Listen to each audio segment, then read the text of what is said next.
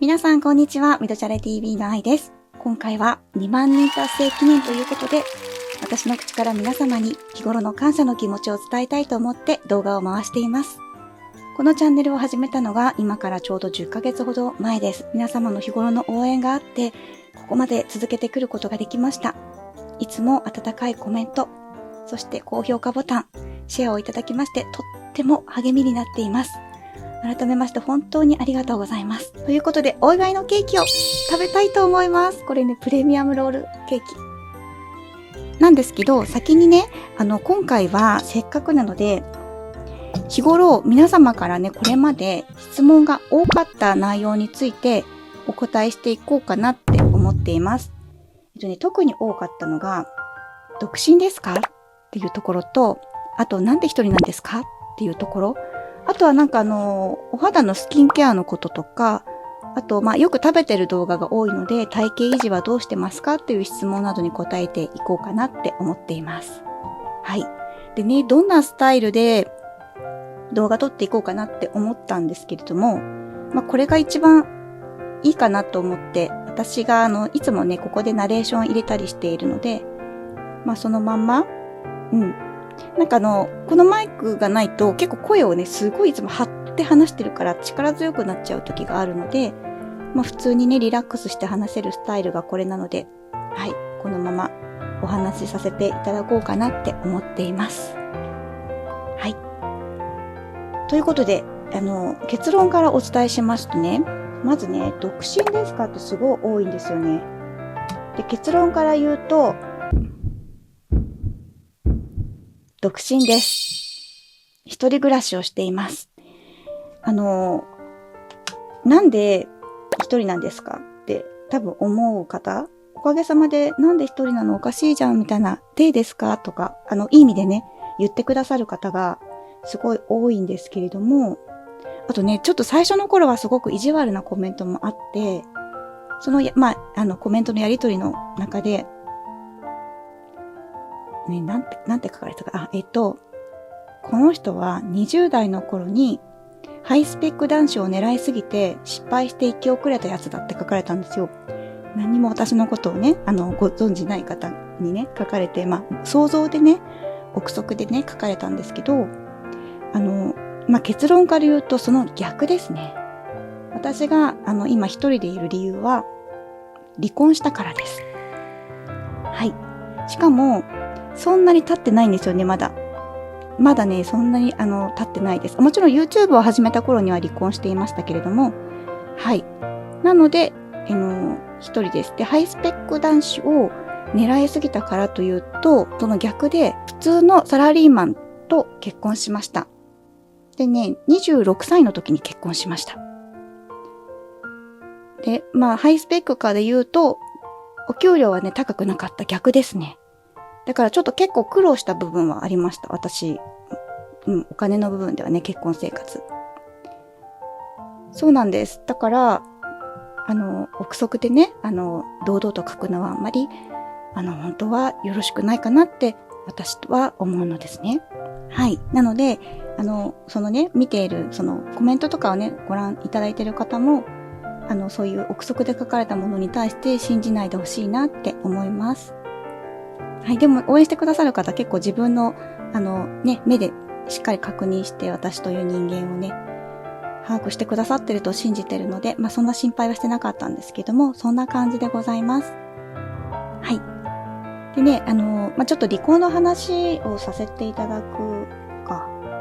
聞きたいかな。で、多分そのさらにね、気になるのが離婚した理由とか、いつですかっていうところだと思うんですけれども、離婚したね、理由に関しては、本当にいろいろ私の思うことはいっぱいあって、で、お伝えできることは、まずね、私からお願いしました。離婚してくださいって。で、ちょっとね、勢いで26歳の時に結婚しちゃった部分があったので、相手のことをね、あんまりよくわからないまま、結婚しちゃったから、戸惑いがもうスタートの時点ですごくあったんですね。そう。で、正直、結婚生活はスタートからすごく幸せなものではなかったんですね。ただ、こういうところがダメだった、ああいうところがダメだったってこういうのはね、世界に発信するのはお相手がいることですから、ちょっとそこはね、良くないかなと思って、それぞれの言い分ってやっぱあると思うんですよね。私はこういうところが嫌だったからっていうのはね、ちょっと相手の方に悪いなって思いますし、この動画をね、私の元夫の知り合いも見てる可能性もあるわけですよ。で、それで、私が彼のこういうところがダメでしたっていうのは、もう全然間違ってるかなって私は思うんですね。ネットでバーってね。だから、友達に話すのとはちょっと違う。知り合いにね、直接こうだったんだよっていうのは、あってもいいと思うんですけど、かなっていうので、そうです。ここでは、そこはちょっと控えさせていただきたいと思うんですけれども、大きくまとめると、価値観の相違っていうところかな。うん。ただすごい円満で、今もね、連絡取り合ってるわけじゃないんですけれども、何かあることにね、LINE が来るんですよ。年末とか、お誕生日とか、気まぐれでね、お誕生日の年もあれば、クリスマスの時もあるんですけど、お久しぶり、お誕生日おめでとうとか、メリークリスマスっていうね、LINE は来るんですよ。ただ会ってはいないですし、そう。うん。あと、離婚したことに対して後悔は私は全くしていなくって、もう自分から言ったから余計そうですよね。そう、していないです。で、また例えばそうやって連絡をね、元夫から来るからといって、再び彼と再婚するっていうことも、もうないです。私の中で。100% ないです。はい。で、離婚後の生活に関しては、そうですね、寂しいなって思うことが一度もないんですよ。むしろ、やっと自分らしく自分のために生きることができるようになったっていう軽やかな気持ちです。離婚をしたはっきりした時期に関しては、全然私友達とかには言っちゃってるんですけど、これもね、元夫が友達とか知り合いにどう言ってるかわからないので、ここで私が言って、ちょっと彼の都合も多分お仕事とかあるかもしれないので、そこもちょっと一応ね、確認してないから伏せようかなと思います。ただ、そんなに経ってないです。数年、経ってないです。なので、私がね、独り身でいる理由は、離婚してそんなに経ってないからっていうのもあります。しばらくはね、やっぱり、ずっと生活を共にしてきて、一人になりたかったです。だから、すぐ誰かと探して、結婚して、なんとかっていう気持ちには、まだ慣れてない時期ですよね。そりゃね。っていうところ、すごい不思議がられたので、真相をね、お伝えしました。ちなみに、恋愛対象は、女性じゃなくて男性です。うちの母がすごい面白かったのが、私恋愛対象が最近までね、女性だと思われてたんですよ。そう、結婚がじゃあ偽装かいっていう話になっちゃうんですけど、そう、びっくりした。なぜかっていうと、宝塚が好きだからそう思われたみたいなんですね。もう、たびたび動画で宝塚が好きですって話してると思うんですけど、元ね、花組トップスターの蓮見理央さんがすごい好きだったんですよ。で、その時も本当に同性、異性関係なく、彼女はすごい私はかっこよくて好きって言ってたから、この人恋愛対象女性なのかしらってずっと思ってたみたいで、それはこの間飲んでる席で話をして、はい、誤解が解けました。ただね、私同性愛者とかも全然私は素敵なことだと思うんですよ。同性愛者もね、すごい素敵だと思うんです。まさに多様性の時代、それよりも誰かをね、愛する気持ち、好きになる気持ちっていうことが一番美しいことなので、はい、同性異性に関わらず好きっていう気持ちが良いことだと思うので、はい、同性愛者の方も素敵だなと思います。ただ自分は恋愛対象が男性なので誤解されるとね、あれなので、そのまま今お伝えさせていただきました。あと、せっかくなので他にも、よく聞かれそうだなっていう、今こう見てくださってる方が疑問に抱きそうだなっていう、質問をお答えすると、今後再婚する予定はありますかって多分思った方もいらっしゃると思うんですけど、それはね、なんて言ったらいいのかな。決めてないです。全然決めてないです。でも一つ言えるのは、再婚したいからといって、例えば、マッチングアプリをしたりとか、そういう婚活の登録をしたりっていうことはする予定はないです。というのもやっぱりね、割と結構一人の時間をすごい好きに楽しめるタイプでもあるから、なんか無理に探したいとは思ってないんですよね。将来の旦那さんを無理にとは思ってないんですよ。ただ、なんか自然と好きな人ができて、自然とお互い惹かれ合って、自然と一緒にやっぱりこれから生きたいよねっていう感じの思いになれ合える人であれば、やっぱり一人でいるよりは二人っていう思いはあります。お互い惹かれ合って自然な流れでずっと一緒にいたいよねって思う相手であれば、またいつか結婚っていうのもありなんじゃないかなって思います。でもね、なければ全然私別にっていう感じもあります。無理に結婚したいと思わないぐらい、本当にね、一人上手なんです。私の唯一の特技。一人好き。で、もし、結婚とか再婚をしたとしても、やっぱりね、自分たちのそれぞれの時間をすごい大事にしたいので、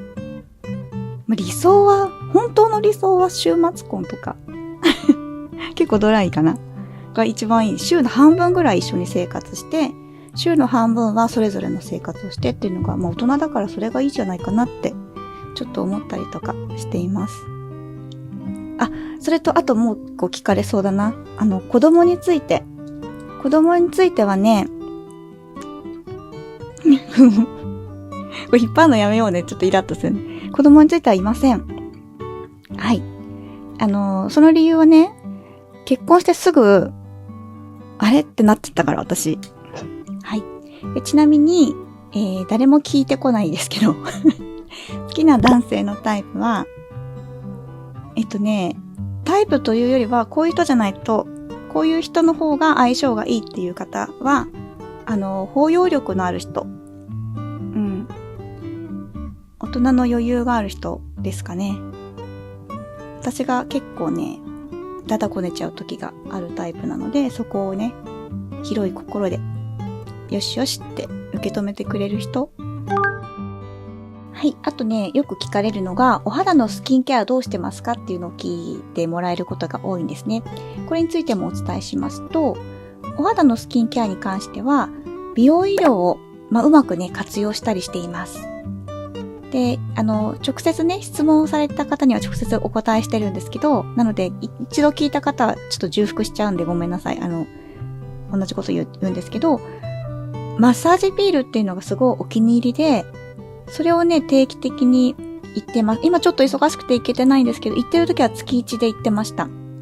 どういうものかというと、なんかね、特殊な薬剤をお肌に塗って、そうするとね、肌の深層内部までその薬剤が届くんですよ。そうすると、細胞レベルでコラーゲンが発生してくるので、張りとかシワとか肌ツヤとかがパーンって若返るっていう。やっぱり美容医療の力だから、やっぱりね、市販のね、化粧品とかにはかなわない力を発揮してくれるので、それがすごいお気に入りです。なんでそれを始めたかというと、なんかね、もともとトーニングとかをやってて、それもレーザートーニングもすごい気に入ってたんですけど、施術しながらね、看護師さんの相手で何が流行ってるんですかって言ったら、マッサージピールがすごい流行ってて、なんか綺麗な女医さんがいるんですけど、その先生、休みの日にそれを受けに来るぐらいなんですよねっていう、営業ではなく雑談の中で引き出せたので、おんと思ってやるようになったんですよ。やっぱりね、いいなって思いました。はい。あとなんか結構ね、この間友達にも夕飯飲み行くときに、あれあちゃんすごい肌ツヤツヤじゃないって言われたんですけど、このツヤの秘密はね、これです。じゃーん。これお気に入りクッションファンで変えたんです。なんかね、ある年齢重ねてから、やっぱりね、ちょっとね、ファンデーションをすることによって粉っぽくなったりとか、シワとかね、こう入り込んで逆にシワが目立つみたいなのがあるんですよね。で、検索してたらね、この、これコーセーのエスプリーク、アクアリースキンケアっていうやつでクッションファンデなんですけど、これ口コミがすごい良かったので使ってみたらすごい良かったです。年齢肌にすごくいいっていう。まあ私のね、視聴者さんは男性が結構多いので、まあこの話深くしても多分興味ない方が多いと思うので、ここはさらっといきますけど、まあ、興味ある方概要欄にリンク貼っておくので、よかったら使ってみてください。はい、っていう感じです。全然宣伝じゃないです。タイアップでも何でもなく、本当に使ってるものをご紹介しました。はい。あとね、聞かれることは、食事とか、いっぱい食べてるのに体型維持どうしてるんですかっていうのをすごい聞かれるんですね。で、これはね、実際に食べてるじゃないですか、私。で、実際本当に食べてるんですけど、帰ってきてから、むちゃくちゃ走ってます。週3ぐらいで走ってます。いけない時は週2になっちゃうけど、なるべく週3は死守しようと思って、週3走るようにしています。で、走ると疲れて眠くなっちゃうから、時にね、夜行ったりとか。今日も行くつもりです。多分10時ぐらい、夜10時ぐらい。なんか一仕事終えてからじゃないとちょっとモヤモヤするので、仕事終わってからスカッと。本当はね、寝る前良くないんだけど、どこかで時間を必ず作るようにしてます。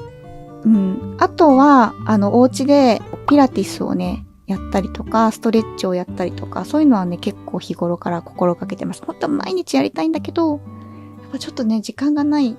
今日中に動画ちょっと編集してあげたいとかなると夜中になっちゃったりとかする時もあるので、できない時もあるんですよ。そうそう。でもなるべく運動とか体型維持も仕事の一環だと思うようにして、そういう時間を取るようにしています。で、食事に関してはね、あんまり気にしてないんですよね。なんか結構女子はこういうものを食べないとか、いらっしゃると思うんですけど、全然普通にカップラーメン食べますし、加工肉も食べちゃってますし、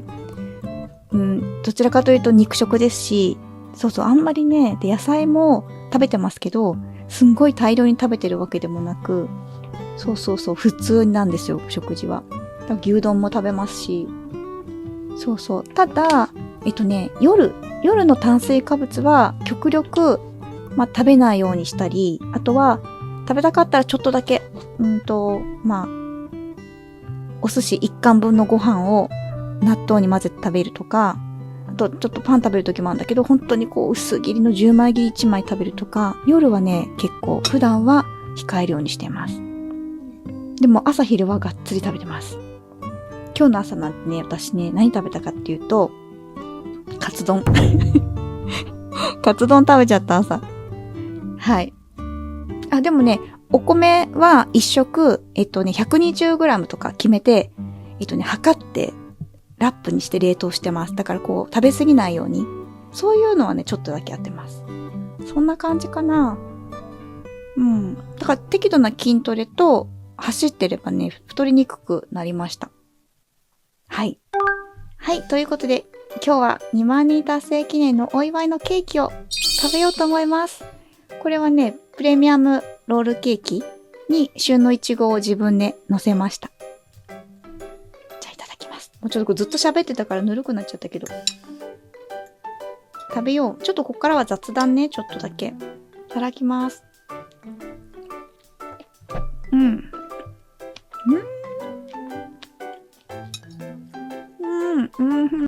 皆さんもよかったらプレミアムロールケーキに買ってきて旬のいちごを乗せてみませんか？めっちゃ美味しくなるよ、さらに。なんか急にリッチなケーキになるよね。ローソンさんってスイーツ美味しいよね。ところでみんな、お花見行った？私ね、行ってないんですよね。で、本当は今週末か。ゆめこさんからね、お花見来いよいちゃんって言われたんだけど、だから要は今日か。私ね、ちょっとね、明日またちょっと行かなきゃいけないところがあるんです。行かなきゃいけないっていうか、行きたいところとか予約してるところがあって、長野県です。これタイアップ企業さんからの案件。で、とあるね、ホテルのご紹介をするんですけれども、その案件が入ってたので、ちょっとね、今週はお花見行けなくって、来週ね、行こうかなと思ってます。ゆみこさんに、来週だったらいいよって言ったら、葉桜になっちゃうよって言われて、こいつモノマネ怒られちゃうね。モノマネじゃない。葉桜になっちゃうよって言われたんだけど、ね。だから、結構最近海外の方も見てくださるようになったから、桜もね、ちょっと素敵なところいっぱいあるじゃないですか。その紹介もね、したいなと思って。桜撮って、ちょっとね、余裕があったら、桜の素敵なところを見つけて、動画に、発信していけたらなと。例えばね、お外に出られない方もいらっしゃるし、あと海外の方で日本の桜を美しいのをご存知の方が見たいっていう方もいらっしゃるでしょうし、はい、桜のレポートもできたらいいななんて思ったりとかしてます。さっきね、長野行くって言ったついでに、来月の私の今後のスケジュールとか予定をちょっとだけ雑談させてもらおうかなと思います。来月は、まずさっき言った長野でしょ？長野1、あとね、その流れでね、ちょっとね、6問も乗ろうかと思ってます。6問。レストラン列車の予約が取れたので、一人で個室ね、予約できたので、そのご紹介もしていく予定です。6問はね、4月中にアップできます。で、その後に、沖縄に行きます。沖縄はね、由美子さんから誘ってもらって、由美子さんがね、担当している、由美子さんって私の、もっとね、勤めていた会社の同期。で、営業マンだったんですね、私。で、その由美子さんはバリバリのトップセールスなんですね。で、担当している社長さんが沖縄でね、なんかとあるイベントをね、やるので、参加させてもらうというか、参加って出るんじゃなくてね、そうそう。要はコンサート、由美子さんのコンサートなんだけど、いや、由美子さんのコンサートじゃない。由美子さん、本当か。由美子さん歌手じゃない。由美子さんが担当しているね、社長が主催しているコンサートなんだけど、そこに、見させてくれるっていうことで、素敵なコンサート。で、その流れでせっかくだからね、由美子さんは仕事だけど、私は200ぐらい前乗りして、リゾートホテル動画撮ろうかなと思って。で、車はなしで楽しもうと思ってるので、ちょっといろいろね、いろんな観光地を巡るっていう旅ではないですけど、ホテル内で完結する、楽しめる情報をね、発信できたらいいかなって思ってます。で、そのイベント系はもう那覇なので、那覇でもすっごい面白いホテル見つけたんですよ。6000円ぐらいのお宿で、ちょっとね、素敵なっていうか面白い感じの、そこもね、おいおいご紹介していけたらいいなって思ってます。そして自分の個人的なプライベートの予定ですけれども、私ね、とうとうね、歯列矯正をすることにしました。お気づきの方いらっしゃると思うんですけど、私下の歯がね、ずれてきちゃったのよね。なんか大人になってから。若い時の私は知らないと思いますけど。そう、それで、全然でも負担合ってる人は気にならないんですけど、動画にすると気になるんですよね。だから、もう契約してきました。チェックして、見積もり出してもらって、どういうコースにするかっていうね、スケジュールも立ててもらって、で、よかったので、インビザラインをね、することになりました。そうで、先生すごいそのインビザラインの称号をすごい持っている、すごい方なんですけど、値段もね、結構リーズナブルだったんですよ。見積もり、マックスでも80万って言われて、見積もり出したらね、それもおいおい動画にまとめるんで、今ちょっと伏せますけど、それより全然安くなりましたし、そのレポートもね、せっかくなんでやっていきます。大人の歯列矯正。結果とかね、あと病院の、どこの病院だよっていうのもね、最終的に言っていいよって言ってくださったので、おいおいね、でもそれは、途中経過だとしても数ヶ月後なので、それもね、よかったら興味ある方は、チャンネル登録して待っててください。いろいろやっていきます。これからも。っていう感じでございます。まとまったでしょうか？はい。ということで、今回は2万人記念ということで、これまで一番多かった質問を答える動画でございました。そして今後の私のスケジュール、直近近々のね、スケジュールについてお伝えさせていただきました。このチャンネルでは旅やグルメを中心に新しい動画をどんどん発信していきます。あなたのチャンネル登録とグッドボタンの応援が次の動画制作の励みとなりますので、ぜひよろしくお願いします。それではまた次の動画でお会いしましょう。みどちゃれ TV の愛でした。